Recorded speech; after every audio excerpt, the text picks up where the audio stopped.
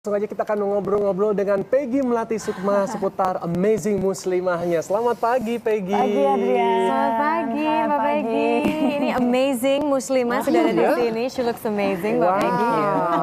Iya nih, kita nih kehilangan kamu juga nih selama ini. Biasanya kan aktif dunia entertainment, tapi sekarang sepertinya kamu lebih banyak melakukan aktivitas sosial dan lebih mendekatkan diri kepada arah agama sebenarnya ya. nggak sekarang sih, kan kalau di aktivitas sosial udah dari 18 tahun yang lalu kan. My foundation was working udah mungkin masuk tahun ke-20 gitu. Cuma memang 1 tahun terakhir ini karena saya juga di dalam proses untuk kembali menekuni Islam gitu ya. Tidak hanya Islam sebagai agama atau ritual ibadah, tapi Islam juga sebagai sistem hidup, Islam sebagai pembangun peradaban, Islam sebagai sejarah dan antropologi begitu ya. Sehingga kemudian social activity-nya terdorong juga gitu ya. Basisnya adalah Islamic movement gitu. Nah sekarang bikin kegiatan atau apa ya, sebuah gerakan Amazing Muslimah Ya. gitu. Apa saja kegiatannya?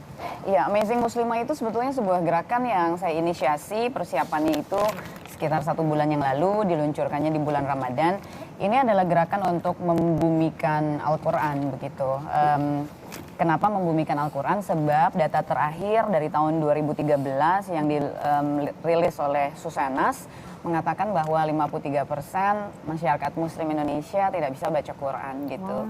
Padahal ini adalah negara dengan komunitas Islam terbesar di dunia, sehingga berangkat dari keprihatinan itu dan kebetulan saya seorang Muslimah, maka saya menginisiasi gerakan ini bersama Dompet Duafa dan Lembaga Cinta Quran, dan ini saya khususkan terlebih dahulu untuk Muslimah. Programnya ada 4, program utamanya. Yang pertama, kami melakukan pelatihan baca Quran tak berbayar dengan satu metode yang sifatnya one day training, namanya metode tahrir. Paling tidak masyarakat perkotaan yang terutama Muslimah yang misalnya belum ngerti huruf Quran, belum bisa, belum tahu, dengan ikut one day training ini, mudah-mudahan bismillah selesai training they can read Quran gitu. Oh serius kamu? Insya Allah. Itu program pertamanya. Kalau program keduanya Majelis Muhasabah. Jadi kita akan rutin bikin untuk 1000 jamaah setiap 10 angkatan. Intinya adalah agar memuhasabahkan ilmu yang sudah didapat membaca Quran. Yang ketiga, Amazing Muslimah Corps. Corps ini jadi mereka yang memang sudah lancar, sudah pintar baca Quran, mereka mau mengembangkan metode ini di tempat tinggalnya dimanapun. Mereka mau bikin pelatihan agar ini bisa terus menggelontor gerakannya, maka kami akan melakukan training for training. Yang terakhir ini, charity produknya Adrian. Apa aja ini? Kita punya charity product. Saya mengeluarkan buku keempat saya. This is my 4th book, My Amazing Hijab Journey. Siapapun yang membeli buku ini artinya secara langsung menyumbang semua ke gerakan. Saya lepaskan semua hak saya atas buku ini, saya masukkan ke gerakan. Insya Allah. Apa isinya kalau misalnya ini? My Amazing Hijab Journey ini inspirasi mengenai berbusana muslimah seperti yang saya pakai, tapi setiap bab saya menulis kajian-kajian Islami. Oh ada tutorialnya juga? No. I'm not doing tutorial karena saya pakai jilbabnya udah seperti ini, cuma sekedar dimasukkan aja. Jadi ini inspirasi berbusana muslimah, tapi yang paling penting adalah kajian-kajiannya gitu. Saya menulis kajian-kajian khusus di setiap babnya yang mungkin bisa menjadi perenungan bagi muslimah. Kemudian ada single religi, saya baru keluarkan single religi, judulnya Amazing Song Taubat, dan semua hasilnya juga akan masuk ke dalam gerakan. Saya membuat Amazing Muslimah Gamis seperti ini. Kemudian Amazing Muslimah Hijab, ini dual hijab, dia bisa dipakai coraknya, dia dibalik bisa dipakai yang polosnya. Kemudian ada paket Amazing Umrah, kemudian bikin bra seperti ini. Wah banyak Seperti yang saya pakai. This is truly amazing. Semuanya ini adalah charity product, so everybody yang beli ini semua sebetulnya nawaitunya jangan berniaga, tapi nawaitunya sedekah, karena hasilnya saya masukkan semua ke gerakan untuk membumikan Al-Quran. Sebenarnya memang cocok kamu, you are so amazing. No.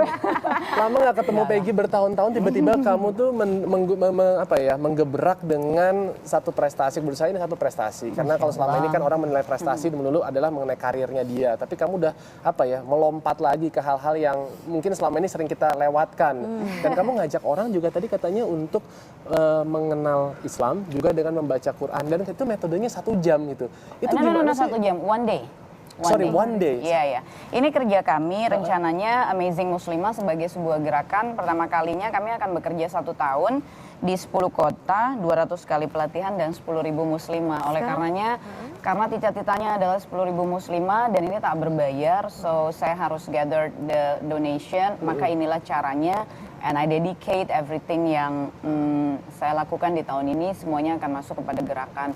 Bahkan ini kita bikin donasi, paket-paket donasi yang ingin sedekah langsung, kita ada rekeningnya di sini 237 306 343.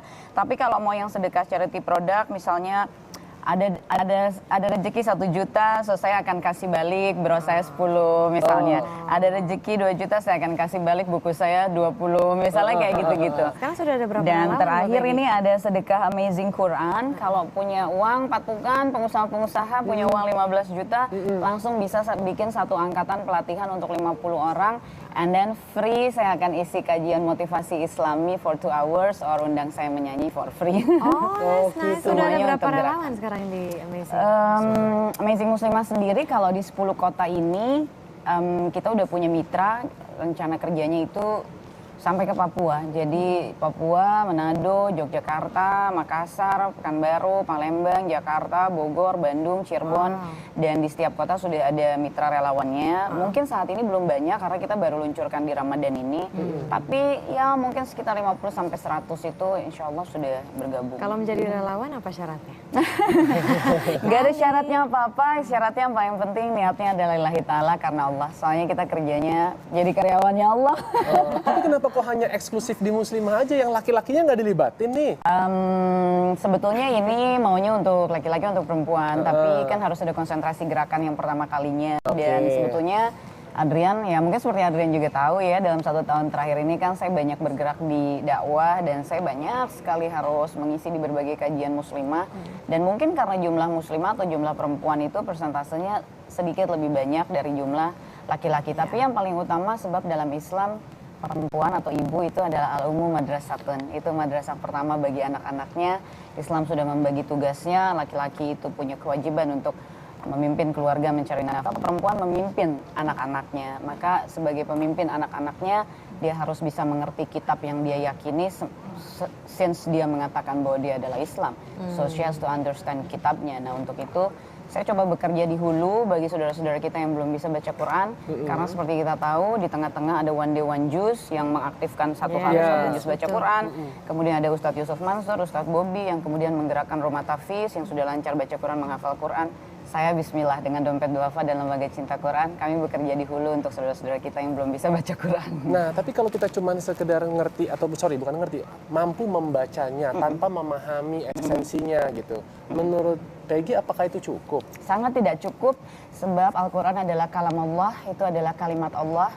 Kalimat Allah tidak pernah bisa dipersandingkan dengan apapun juga, maka perlu sekali kekuatan hati, perlu konsistensi, perlu keyakinan untuk bisa terus memahami dan mendalami. Tapi nggak mungkin bisa memahami dan mendalami jika tak bisa membaca huruf-huruf Qur'annya. Jadi buat saya ini sebetulnya pintu masuk. Ini kan perjuangan panjang, ini ibaratnya seperti kerja berjamaah. Waktu kita mengajak orang-orang membaca Quran One Day One Juz pun, kemudian kita harus menggerakkan kelompok-kelompoknya.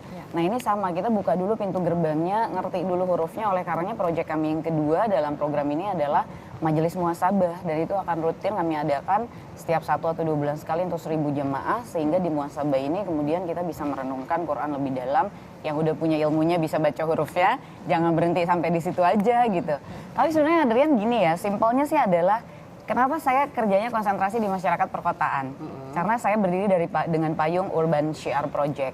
Ya kita juga masyarakat perkotaan, kita tahu sekali tantangannya umat Islam di perkotaan seperti apa. Dengan perkembangan peradaban dan lain sebagainya. Tapi terlebih lagi kita nih terkungkung oleh kesibukan yang begitu luar biasanya. Sehingga kadang-kadang kita bilang, aduh kesibukan gue padat banget, gue mau belajar Quran ini repot, mengerti hurufnya aja, mau ngafalinnya ribet banget gitu. Padahal ternyata dengan metode tahrir ini, one day training, selesai training 1 hari itu, huruf Quran yang manapun insya Allah udah bisa disambung-sambungin, baca katanya udah bisa, baca kalimatnya udah bisa Saya baru gitu. tahu nih ada metode yang seperti ini. Ketika nanti memang sudah, ini kan gerakan yang luar biasa begitu ya, mengajak masyarakat muslim tentunya untuk bisa membaca Quran gitu. Memang harapannya dari Peggy itu ketika seorang atau sekelompok orang sudah bisa membaca, apa kira-kira aplikasi di masyarakat ketika mereka sudah membaca dan memahami? Tentu saja harapannya bahwa pertama negara ini adalah negara dengan masyarakat Islam terbesar di dunia. Kita tahu bahwa kalau kita mau bicara soal konflik, perang dan lain sebagainya, hari ini kita prihatin dengan Gaza dan kita prihatin dengan jumlah pengungsi terbesar di dunia ini. Data yang dirilis adalah kaum muslimin. Artinya ada persoalan gitu di sana. Persoalannya kalau menurut saya adalah bagaimana kembali membumikan Al-Quran, menjadikan Al-Quran bukan sesuatu dalam tanda kutip ya, yang eksklusif, yang jauh di sana gitu. Sebab Al-Quran ini memang sangat membumi, memang Allah turunkan pada saat itu untuk dalam tanda kutip lagi ya, menyelamatkan seluruh umat manusia oleh karena Nabi kita menjadi rahmatan lil alamin gitu ya. Harapannya karakter yang Qurani ini juga bisa menjadi karakter yang rahmatan lil alamin, mengayomi semuanya. Karena Indonesia negara yang sangat beragam, suku, agama dan lain sebagainya beragam, tapi mayoritas terbesarnya kan umat Islam. Maka umat Islam ini harus umat Islam yang karakternya Qurani, yang rahmatan lil alamin, yang mengayomi kehidupan semuanya sehingga potensi perpecahan dan lain sebagainya ini bisa terus kita tekan. Memang kerja saya ini kerja yang sangat kecil dibandingkan persoalan yang begitu besarnya ya, tetapi ya yakin saja bahwa sesuatu yang besar kan tidak akan pernah ada jika tidak dimulai dari yang kecil. Dan yang kecil ini sebetulnya adalah sebuah fondasi untuk menghasilkan konstruksi yang lebih besar di atasnya. Biarlah kami menjadi fondasi yang kecil ini, mudah-mudahan yang di atasnya bisa berdiri dengan tegak.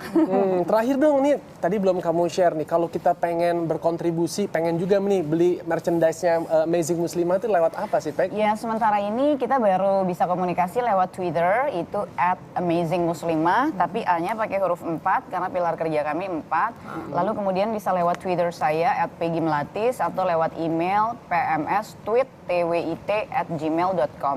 Tapi kemudian nanti Dompet Duafa akan punya satu mekanisme khusus, web khusus yang untuk menjadi bahan interaksi kita mengenai Project Amazing Muslimah.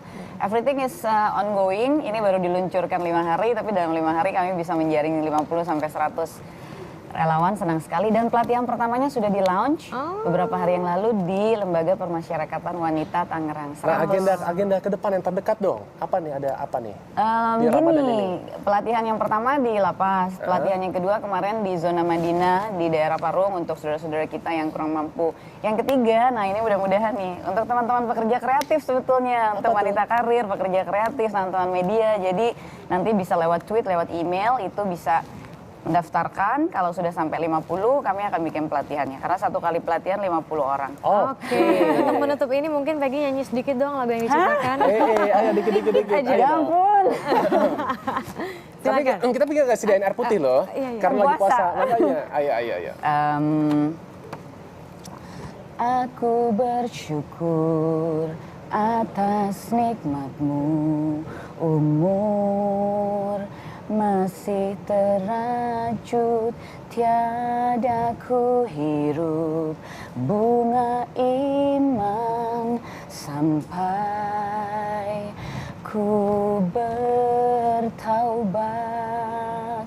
Ya Allah, ya Tuhanku, mohon ampuni dosaku, bersaksiku segenap batinku, tiada Tuhan selainmu.